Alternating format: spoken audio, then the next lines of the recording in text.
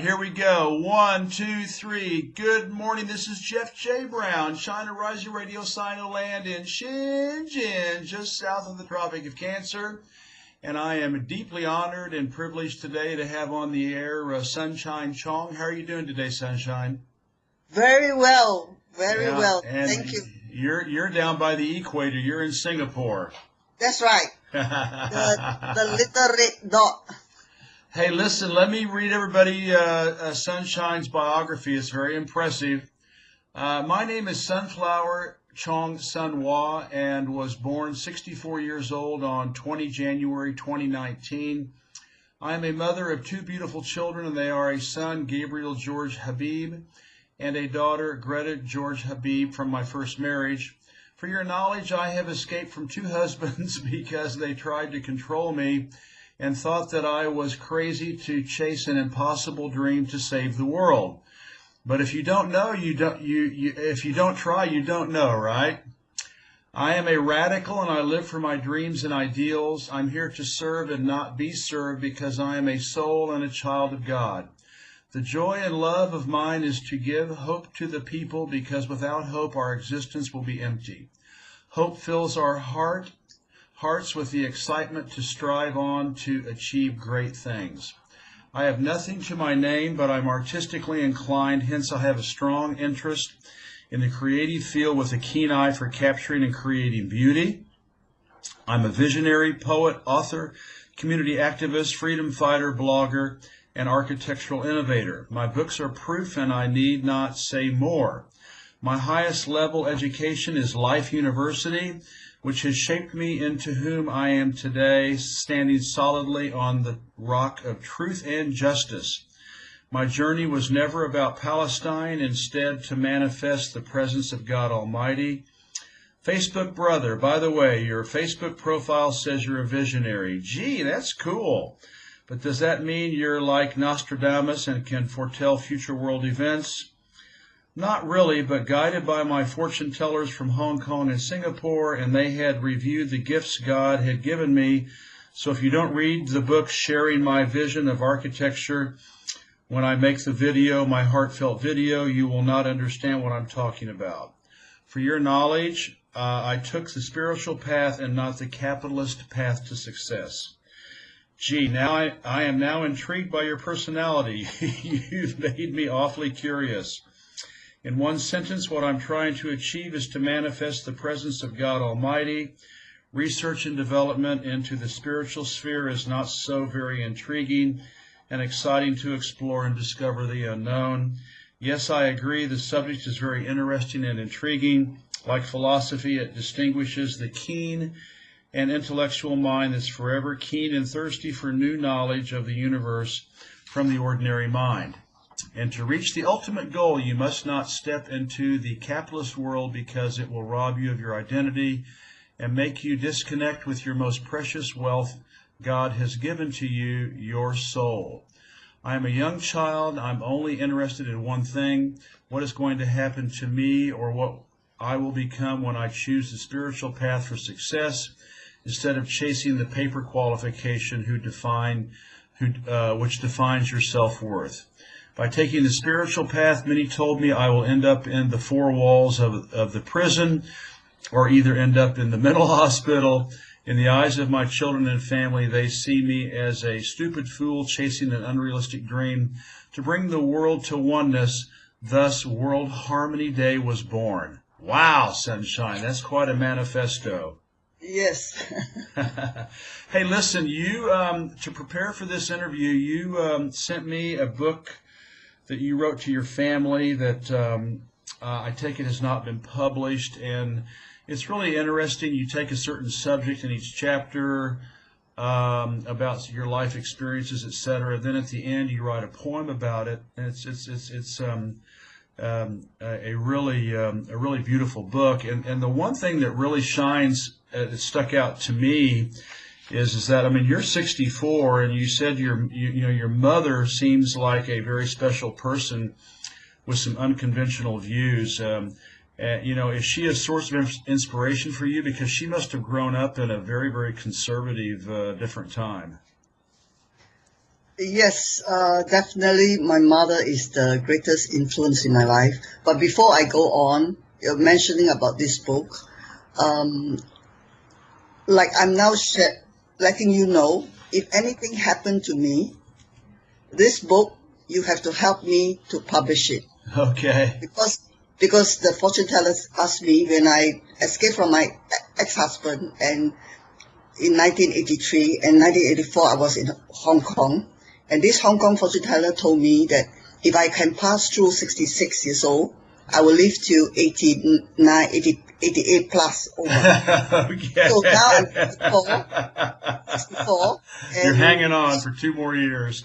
yes, she asked me to be careful, and already Miriam Alderson and her husband have sent a group of people to Singapore to come and attack me because I had created a petition for a Palestinian state.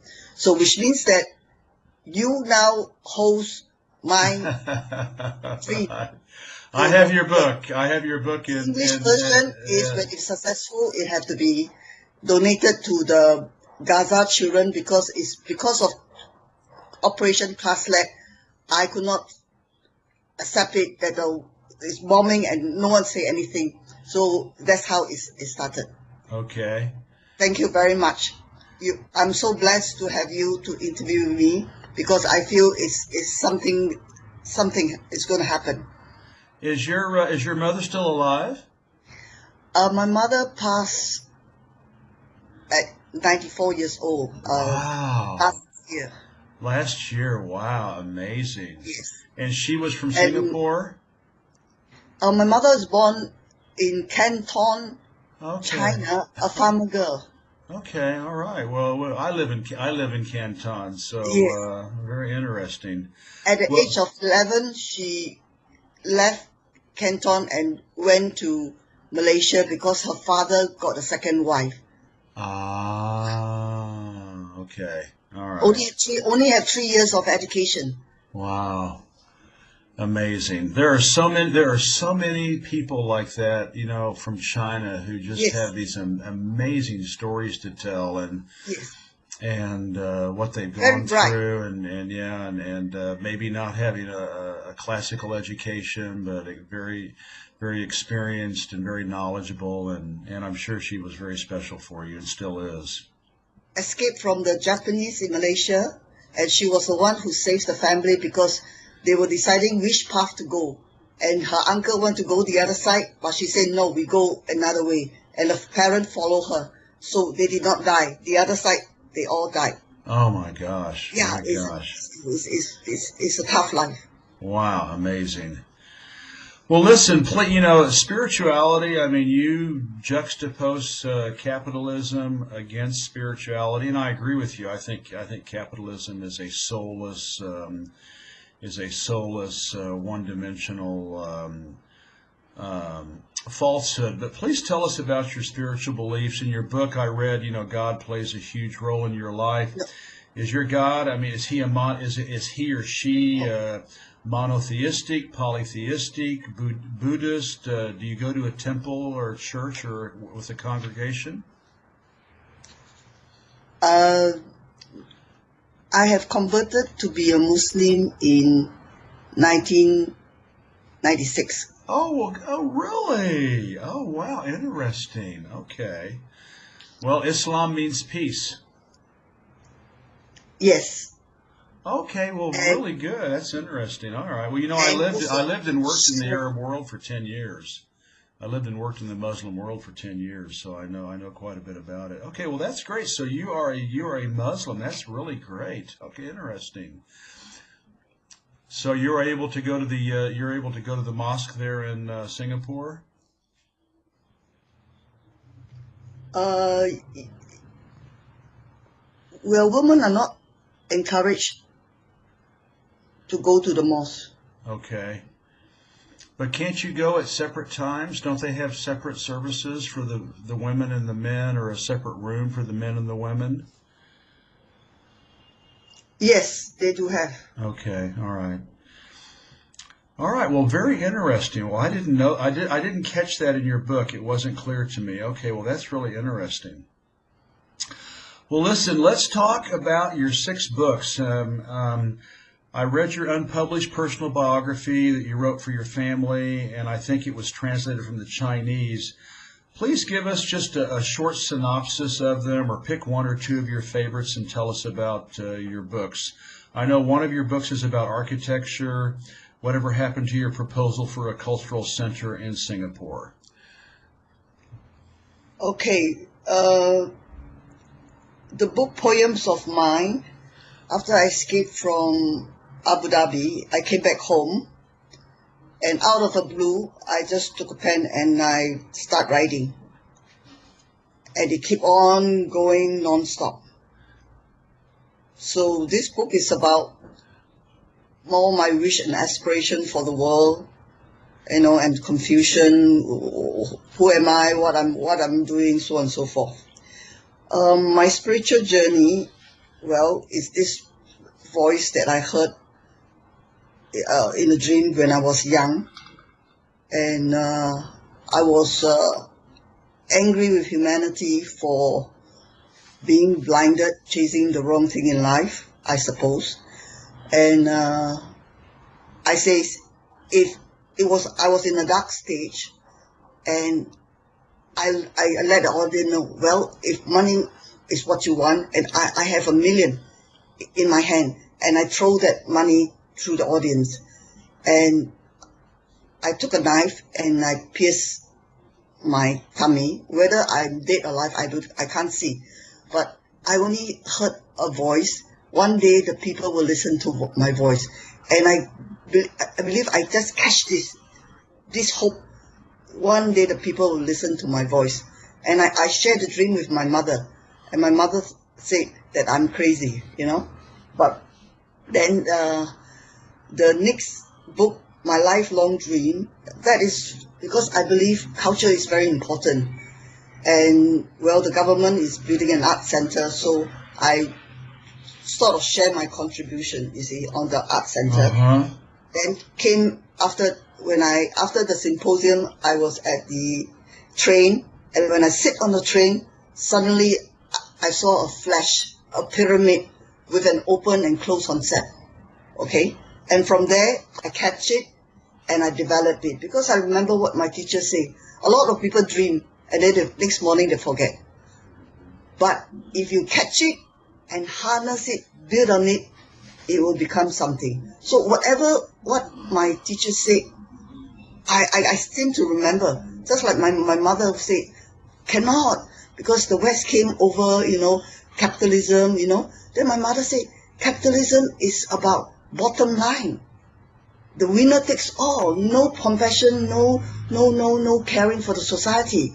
The spiritual is that socialism, we have to care for the community, you see. So all these things I remember. So the National Library is because I have this vision for Singapore to be the soul and brain of the world. And a library is important to have all the knowledge of the world. So I'm a dreamer, in fact, you see, because I see Singapore as the heart of the magnet of the world, because we propagate ourselves as a multiracial, harmonious society. Yeah. But it's all in words. They do not make it in action. But I am an action person, and if you do not have the hardware to propagate it or to promote it, it's very hard to develop the software. You know why all the churches are around the world? Because before that Pope or while I was doing this architecture thing, I went to the library, then was taking the book to research. I think the Pope, before he died, he told the people, I think that was before churches was built. He says that the layman cannot see God. So you have to do something, build churches so that they can see God. That's why the church represents God. So if we're going to be a really unique multiracial society that the world envy us, we have to come up with a hardware to depict what Singapore is all about. What is our foundation, you see? So, but as a nobody, you cannot talk and share. Your mouth is not important, your words. You have to do something concrete. So I try to use architecture to speak to the authority what is important, but it's not so easy. So to go on, the next book is Sharing My Vision of Architecture. So in this book, because how I compile it, because the government wanted to build a building in a roundabout proposed by the foreign architect, so they get a foreign architect here. Singapore are not allowed to participate, the companies, but they only can be a partner with foreign architect. And that was the Singapore Management University. So for me, understanding the feng shui, you can do that, but you cannot tell the government what can do, cannot do, because everything is set in stone. So what I do is putting all the effort, do a proposal of the architecture of FMU and telling them why. So all these are in the books, cannot be done. To cut the story short, finally I got an email from Deputy Prime Minister Lee Hsien Loong, who kind of like talked to highlight to UIA, but in short, the building was not built. So to me, I have won a small little battle. The sixth is ASEAN House. This is my journey, and this ASEAN passion is very, very important for me. But of course, from young, I do not know I became a Muslim. But from young, I've always eat rice with my hand, so on and so forth. And my mother, they will say, oh, she should marry to a Muslim. But it ended up I'm a Muslim. And very important, because I was an air hostess at the age of 18 in Europe, living in Belgium. And I saw all these Muslims living there. They are not integrated, And among our air hostess, we were discussing, because for us Chinese, you can cut off our culture like Lee Kuan Yew have done in Singapore, But for the Malays, you cannot. They will bring their culture. The Muslims, they will bring their culture, the belief system, everything. So you think you can bring them as cheap labor to Europe and transform them to be modern, secular? No, they will not. So it was in 1974, we will already envisage that one day soon, Europe will be full of Muslim immigrants. And it's happening now. Yeah. So I believe, because I definitely, because I live in Abu Dhabi, I know what's happening there. Sheikh Zayed, the king, he goes to Pakistan, he paid 20,000 to have a young girl. This is called Pidafar. And his son Khalifa is a gay. They always had gay party. These people are not Muslim. And I do not know about Saudi, Egypt, but all these Asian Muslim children, they will go to all these countries, Turkey, to study Muslim, higher education, because we don't have it here in Asia. So my vision is that we must have a university in Asia, agreed by all the ASEAN countries, how to educate future Muslim scholars. You see? So I am a dreamer. So I thought Singapore can play the role, and we are so rich, we have so much money, but again, the authority have a different mindset on the western part, you see. So it's very hard to bring in. Everybody is laughing at me. You say, Sunflower, you're a real dreamer. Yeah. So, but never mind, So I would hope to use ASEAN as the platform, because everything needs permission from the government. Just recently, there is an ASEAN Parliamentary for Human Rights holding some kind of a gathering here in Singapore. And the Singapore Muslim, they went, but I was at the top. They were so scared. They say, need clarity. No! If you want to push the boundary, you can't have clarity. You just have to test it. You know what I mean? What can be done or what cannot. This, I feel, is the handicap of a lot of people. They want to do something, but they don't have the guts. Yeah. So, in Indonesia, because after the fall of Suharto and so on, wow, a lot of grassroots coming up. You see, and they're going around the whole of ASEAN to promote freedom of religious belief. I was really amazed. And we Singapore should be the one, right, taking the lead. But instead now Indonesia is taking the lead. So this ASEAN Muslim, because a lot of the ASEAN country, a lot of Muslim, like in Myanmar, the Rohingya and so on and so forth. So I thought it should be not under the OIC banner, but under the ASEAN banner. But the ASEAN banner is about money, making business, nothing about security, nothing about the harmony. So here I am trying to push this agenda, because if you use the platform of ASEAN, that means we have the green light to develop a lot of software, connecting the people together. Okay. That is what ASEAN should be, right? The growth should be on the grassroots, not just on the government level, you know. Okay. So I thought this book is interesting to let people know even a lay person could have that kind of passion for the region. Amazing. Well, you're obviously very passionate about Singapore, and like so many citizens around the world, you seem to have a love-hate relationship with your country. And also Lee Kuan Yew, his legacy is admired around the world, but he also has his detractors. Please tell us about him, and then finally about does the Singaporean government leave you alone? Do you feel hassled or suppressed? Please tell us about Singapore. Okay, the influence is right from when I was young. Because I came from a bilingual school, Chinese educated and English educated. The Chinese educated saw the demise of Singapore when Lee Kuan Yew took over, because he's only have a one-track mind. His mind is only onto the West, and he think highly of the West, and he do not believe in our culture.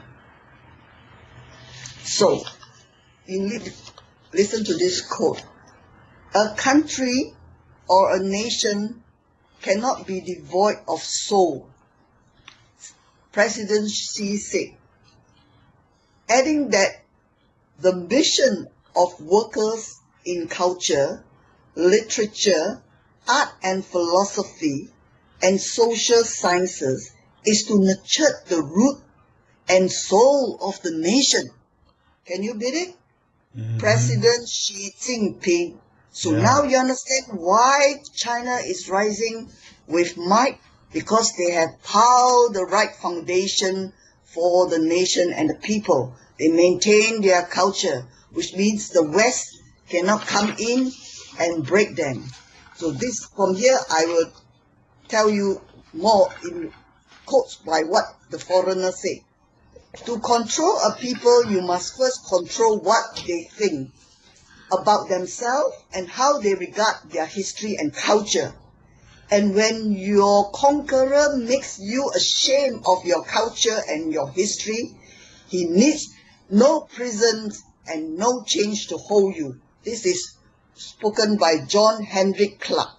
We Singapore in the 60s, we're so ashamed of ourselves, of the way we speak, our dialects, and who have created such a feeling among the people. We feel so incompetent.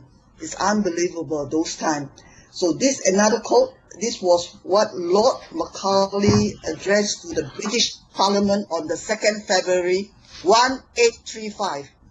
I have traveled across the length and breadth of Africa, and I have not seen one person who is a beggar, who is a thief. Such wealth I have seen in this country, such high moral values, people of such caliber, that I do not think we would ever conquer this country unless we break the very backbone of this nation, which is her spiritual and cultural heritage. And therefore, I propose that we replace her old and ancient education system, her culture. For if the Africans think that, oh, that is foreign and English is good and greater than their own, they will lose their self-esteem, their native culture, and they will become what we want them a truly dominated nation. You look at Indonesia before, when I was there in the 70s. Well, they're so proud to speak Netherlands Dutch. And now you look in Africa, well, they speak French, they speak German, and so English. Oh, they are embarrassed of their own language.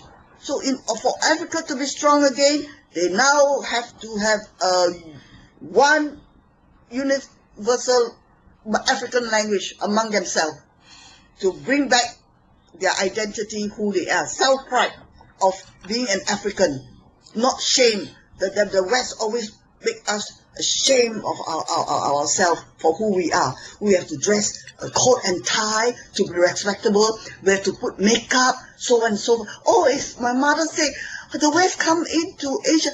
It's all about money. They make us buy, spend, so that we don't have time for the family. You got it? Yeah, we have to understand that culture is something that is essential to a people's development. If people understand that the roots of their heritage and culture, if the roots of the tree are deep, regardless of how big the storm, that tree will not fall. However, if the roots are shallow, the wind will knock the tree down. This is written by a Chinese in China. So you understand why I am so passionate in this culture thing? Because I was brought up in a Chinese and English school. We got about 3,000 students. So I'm always joining the Chinese educated, and they were very impressed. They liked me a lot. He said, Sanwa, why are you an English educator? Why are you so Chinese? Your DNA, with China, Yeah, I will go to New Bridge Road, and I will go and watch the Chinese cinema because we're not allowed, and then we go there. And when I went to the cinema, because the man I admire most, that means my mentor or whatever you call it, from young is Chou En-lai. Because also my mother also liked Chou En-lai, And then I went to the cinema, it's about Chou En-lai. Oh, how the way he cared for the farmer, everything, the kid is a farmer. For them, this socialism spiritual, they don't care about industrialization, but it's about farmer food to eat. Very important. And my mother is a farmer. And then while we're having dinner, when we have a grain of rice on the plate, my mother said, no, you have to finish that. But it's just a grain of rice. Then my mother would tell the story about the farmer, how hard, they work in the field and everything. And then after finish eating, my mother said, we have to thank the farmer after the dinner. You see, they have such respect for these people. But the West is, we have the money. Money can buy everything. They don't care regardless of other people. No respect for human labor and everything. But the money is the power. So you see the difference between capitalism and spiritual. That's why they cannot mix together. But Lee Kuan Yew say, can.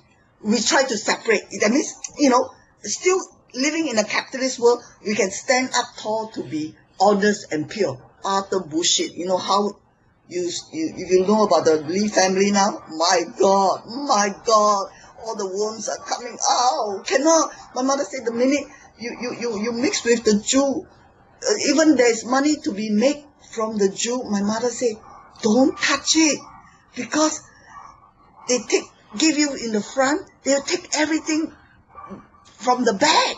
You don't know. Just like the derivative in 2008, everyone got a shock. So it's from the 2008 that every country leader woke up. My God, you got what I mean? Don't. Already from young, I'm already being kind of, I won't say brainwashed, but I already know the knowledge.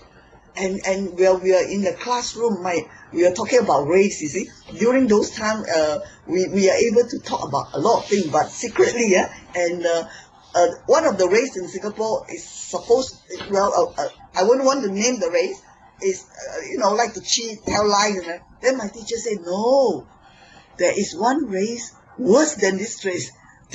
Then we asked, what? Because we only know 4 races in Singapore, we do not know about this one my teacher talked about. Then we asked teacher, what race? My teacher said, the Jew.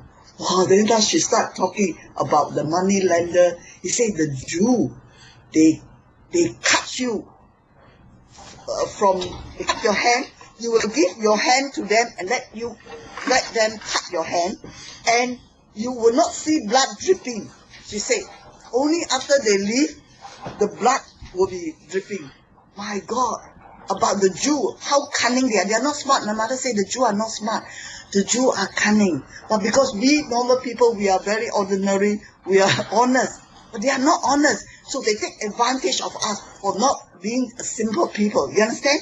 So slowly they have changed the society, a lot of people to be smart in order to survive.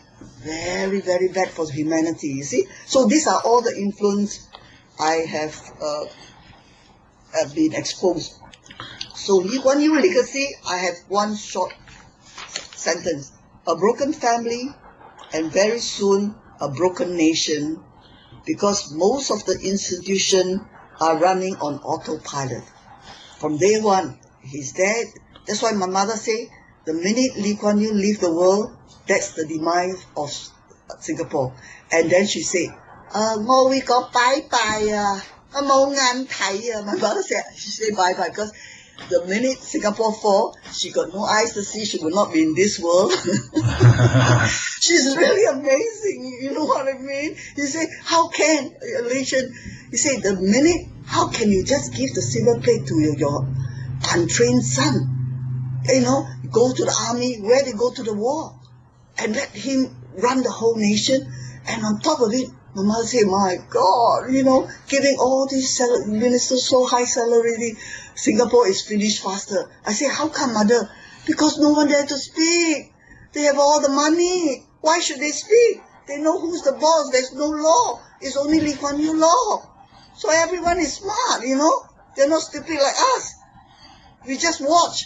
Yeah, we are watching what's happening to Singapore, and no one can do anything about it. Interesting. Well, this is all kind of crystallized. You founded World Harmony Day, and the motto is community equals communism. Tell us about your World Harmony Day project. World Harmony Day came into existence in a very, very strange way, spiritual way, you see. As I said, my dream, I thought, after interpreting my dream, I thought I was supposed to give $1 million away. And then I keep chasing for the business, the architecture, right, you know. And then I was in Brunei. I got the mosque job. My commission should be 1.3 million. I could not get that 1.3 million, but finally, after the fight, I got 300,000. So these are the money that keep me going. And it seems that from the fortune teller, it says, God will not give me a lot, but will only give me enough to keep on going. So I help other people to make money. So the next is, as you wrote in my book, Perma Steel Lisa. Okay? And I got them the UOB Plaza project. And this will be, if my dream World Harmony Day will be a reality, a lot of detail will come up from this book. So somehow or other, I should get $1 million. I could not. I just get a sum of money to keep it going. Then the next is the Suntech project. I should get 1.3 million, but long story there, I did not. So I asked God, what do you really want me to do? So I went at the end to Indonesia, the ASEAN Health, and the day of 9/11, Shinizu Construction willing to come and do a turnkey project for the ASEAN House project in Indonesia. And September 11 happened. So then I asked God, what do you really want me to do? I thought to unite, you know, so maybe unite ASEAN, right? You know, look, but suddenly my daughter called me, and then I met the monk, and he says that we need to come together to bring calmness to the world. We have to pray for world harmony. That's how it started, 3 of us. And then the monk said, okay, I will write to the Congress of America, and you do whatever you want. And that's how I move on. And from the television, underhand spiritual hand, you know. My daughter in Starbucks met an African lady, and then after that she asked for a job, and the lady gave her a card, and this card is a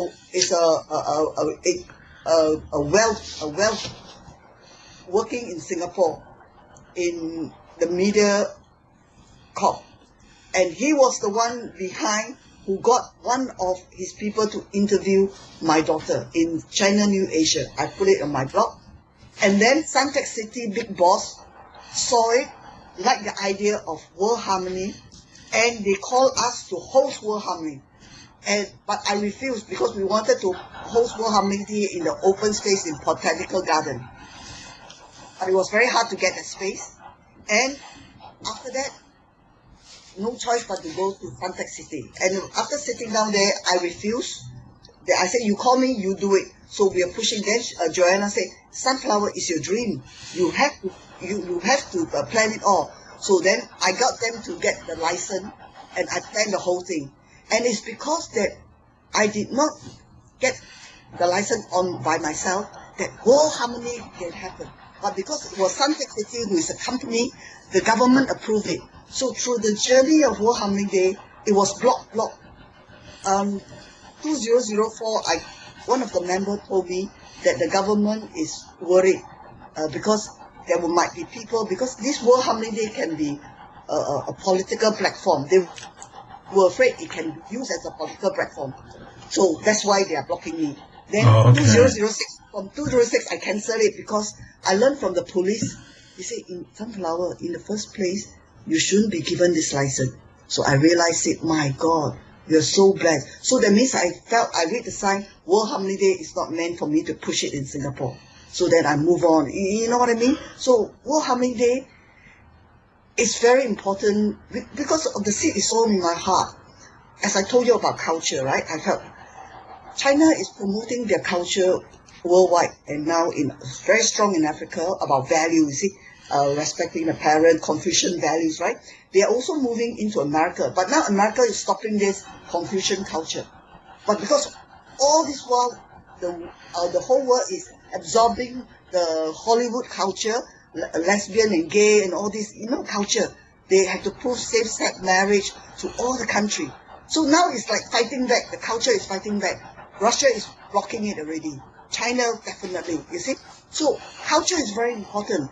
But I feel World Harmony Day can be the universal platform to promote culture, better understanding. Like now, America said Iran is terrorist, all the bad thing about terrorists. But we need to promote what Iran is all about. So if every year we can hold a function of World Harmony Day, promoting culture, I think we can slowly build a better world. Because we understand each other, we are not fearful. Just like the West have made us believe Russia is so evil. Until when I was 16 years old, 17, when I met a Russian, I was so scared. My hand was cold. I was a receptionist in Cockpit Hotel, and the owner wanted me to be the translator for his friend in Hong Kong because they are buying deer root from Russia, but the Hong Kong sold it as Korean root. So I have to convince the Russian that they are selling as Russian deer root, you see. And I saw two gigantic Russian, sitting out at the dinner. I look at them, and then the talk. Then in end, I said, can I touch your hand? I want to see whether they are human. They let me touch their hand. It's warm. So in short, the Russian told me it's because of business. So the West blocked them because then they conquer the rest of the market. You see, to maturity. So they are ready. Then they are ready to take over, open up Russia, China. You see, it's all about the business. Nothing about they are harming us. They're putting so much fear into the people. But now they fail. They want us to go against Russia. No, nobody believe them. You still look at all the country. They are embracing Russia. So you think the world will let America and Israel bomb Iran? No. Iran, I was an air hostess. I lived in Iran 1974. They are very beautiful people, very hospitable. So you understand why culture is important? We have to promote, we have to share, and not let the West influence the whole world about the evilness of others, except them, they are the good one. And my mother said, the most evil people in the world are the Americans. Yeah, my mother said that. They come in and false pretense. Oh, the liberation to help you to progress. My mother said they want to swallow us. You say when Henry Kissinger went to China, my mother laughed. You still pay with this. You think Russia is Singapore? Singapore you can swallow?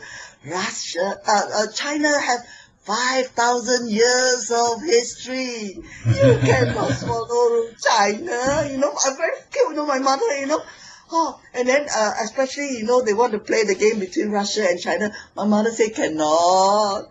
Russia and China are Siamese twin. I said, mother, how come the one is white, one is yellow skin? How come Siamese? She said, no, they're communists. They share this socialism value. They care for the people. This is what communism is about. So my teacher said, communism is actually very pure, very idealistic, caring for everyone. You don't care about yourself. You work for the masses. Who in the world now, will want to do that? Only the communist country, because these are their value system, But the West came in to try to change it. So all along it's been the capitalist and the socialism war. So the capitalists have to change all the mindset of the people. No, capitalism is the best because you can strive to be a millionaire, billionaire, trillionaire, right? They give us that hope, you see. But no, utter rubbish. You go and look at the Bill Gates, Zuckerman, Mark Zuckerman. All these are his grandfather is Rockefeller. Look at Bill Gates, all the connection. But they don't tell you all that. They let you believe capitalism is the way. Capitalism is come in to take everything away from the people. No, we have to fight back. So now through all this decade, already revealed to us, capitalism is really the flaw. We have to change it because capitalism without a heart, the end for humanity. So this is the war that we are fighting now. So should we surrender to the Kabbalist or the Jew or whatever? No, we have to fight back as a humanity family because we want to have a beautiful world for our children and children. Don't you agree with me? So World Harmony Day, I believe, have a role to play, very important role. So that's why the book, this book, because of the journey. So if there is the translated version, Chinese, Russian or whatever, all this fund will plow into the World Harmony Day Fund. And this fund is for all the young people to develop animation, software, ideas, how to build a better world, a more harmonious world. Oh, the young people will be excited around the world. You understand? Because they have a lot of ideas, like me. I'm not well educated and everything. I got so much burning ideas, to share with the world, how to build a better world, right? I believe other people will have that, but it's just that they don't have the means. I'm blessed by God to help me to walk the journey, but not many will have my kind of blessing. But if there is a pool of fun there, so Jeff, this is your job. If I die, I don't know where. We're going to excite the world because we must give hope to the young that we must play a part. We cannot say. That's why from young my teachers say, because we are all waiting for the world to end, right? Now, then teachers say that's why we are abusing the world. Take as much as we can, huh? But my teacher said if we think we can change the world, you see, just an individual, if we do not litter, can you imagine the billions around the world do not litter? So can you imagine if the billion all can believe that we can save the world? So I was influenced by my teacher, so I start the ball rolling. I tried as an individual to see how I can make the world a better world. You know what I mean? So I do not know, but all I know, the Singaporean intellect, they all laugh at me. They call me Galaba. Just born yesterday. Some say that you're not you don't belong to this world, something like that, because when they see me, they just cannot believe, like when I was real estate agent, because I believe share, care, love, so I will share to co-broke the property and things like that. Then they say, so Flower, you're so different, huh? No, I say, no, don't be greedy, just share, I already close a few deals, so I don't mind. No, just greedy, take one more, because there's no end. And already from young, my teacher already told us, in the 60s, when capitalist comes in, he said, children, now you have to start to decide, to decide. My teacher said, what kind of human being you're going to be, because then you have to work towards that. Because he says that to be a bad person, 3 days, very fast. To be a good human being, even 3 years or years, you still have to keep on trying to achieve that. You see, already said. He said, because if you don't do that, that this greed have no end, and then you start looking at people, envy and so on, it will be in total unhappiness. So if you want to be happy, my teacher already told us, we have to set our standard. And my standard, I live in a rented 5-room, $50 apartment rented from the government, and I sleep in the kitchen. So my standard is, if I have a bed of my own, I'm happy. So the needs, my materialistic needs is very minimum. As long as I can have a food to eat and this, I'm happy. I don't need a lot to make me happy. But I'm not satisfied with my spiritual side. Because in spirituality, we have to, I'm not saying we have to, but the value is to, you give, you share, you're happy to share, and happy to learn more, and we believe the gift that we have is God gift to us, and whatever we have is not to make money, is to share with the society. So it's all the different mindset between spiritual and capitalist, you see. So you understand, you cannot gel, like oil and water cannot be together, you see.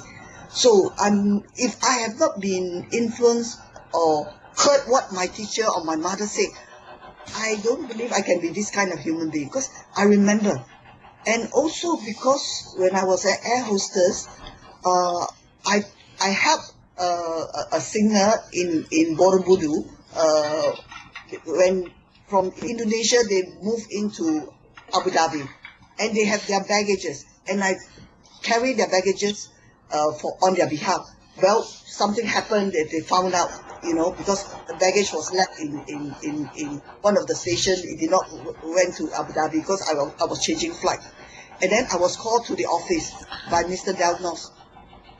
So Mr. Delnos told me, this is what I learned.